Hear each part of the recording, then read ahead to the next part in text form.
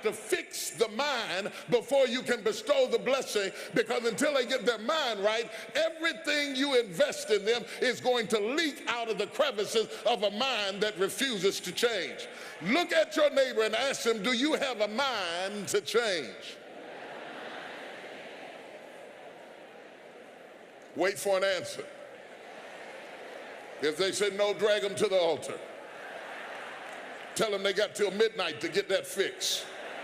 They've got till midnight to dump out all jealousy, all pettiness, all unforgiveness, all strife, all malice, all confusion, all blaming other people for your mistake. You got till midnight to get rid of every poison that's hindering you, every inflexibility that's stopping you from what God is about to pour into your life. Woe be unto you if you go into another year and waste another year with the old mentality while somebody's in the hospital begging God for the opportunity that you have right now. You better step into this moment.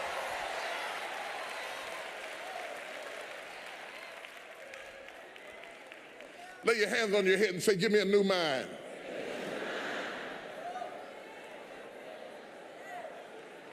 Give me a new mind means give me a new perspective.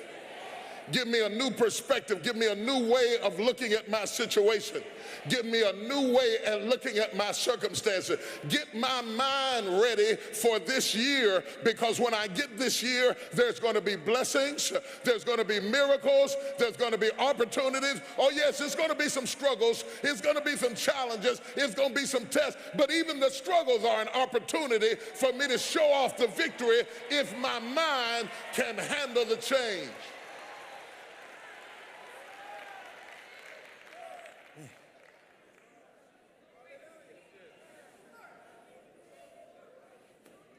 Do you have the mindset to be blessed? You have to decide to be blessed.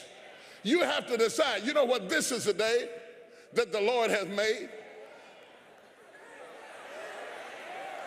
I will rejoice and be glad. I will rejoice. I, as an act of my will, I've decided I'm going to rejoice. I made up my mind. I'm going to be happy. I made up my mind. I'm going to enjoy. I'm as healthy as I'm going to be. I'm as young as I'm ever going to be. I can't get any younger. I can't roll the clock back. With what I got left, I'm going to maximize this. I will rejoice. See, that's getting on somebody's nerves right now, because that old mind can't rejoice. No, not me. I can't rejoice.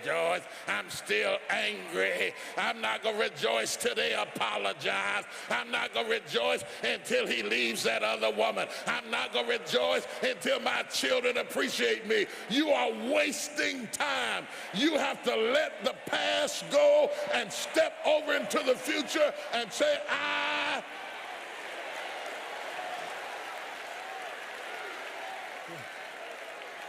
will rejoice.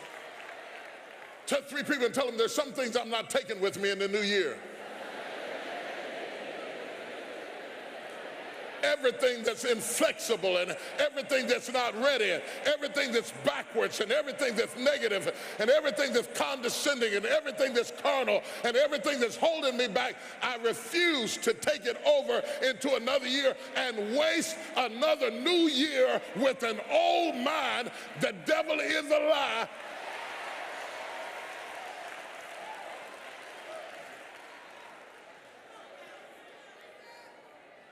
Am I preaching right tonight?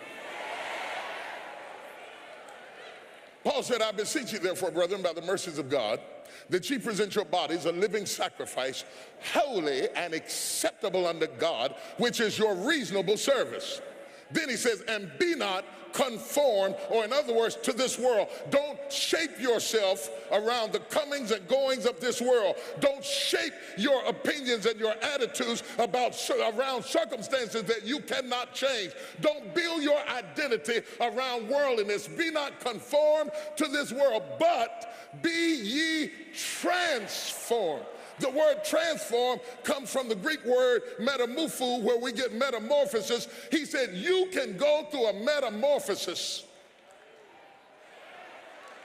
a complete transformation, not because it's January 1, but by the renewing. Woo.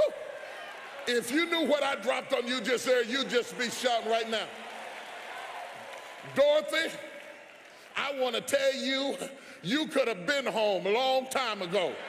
As soon as you decide to stop looking for answers in other people and miracles somewhere down the yellow brick road and click the heels of your mind and set your affections on things that are above, you could have been free years ago.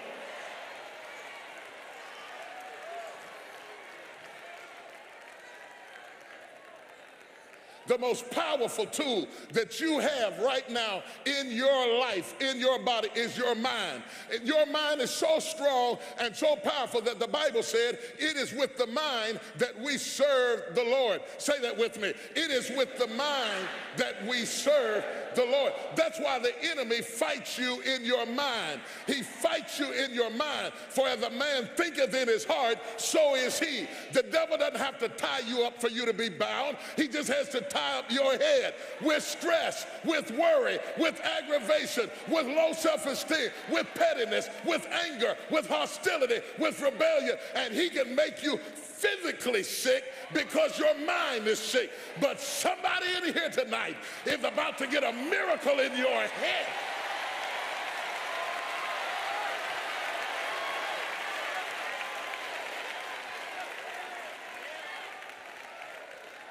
Look at your neighbor and say, you don't have to get out of trouble. Tell them you don't have to get out of trouble before midnight. You just have to get your mind out of trouble. If you can get your mind out, you can get your money out. You can get your family out. You can get your job out. You can get your career out. You can get your health out. You can get your prosperity out. If you can get your mind out, no devil in hell, no weapon formed against you, no enemy that hates you, no witch that hexes you can stop you from being free. If you can get your mind out, grab yourself by the hand and say, we're coming out of this.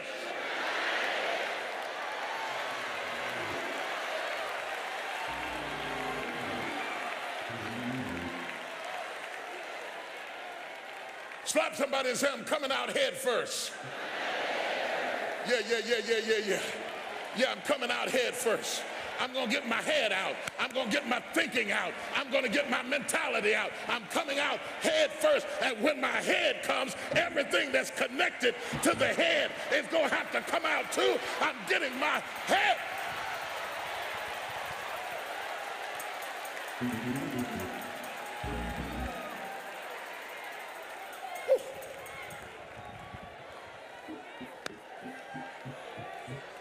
Be ye transformed by the renewing of your mind. Not by the clock striking 12, but by the renewing of your mind.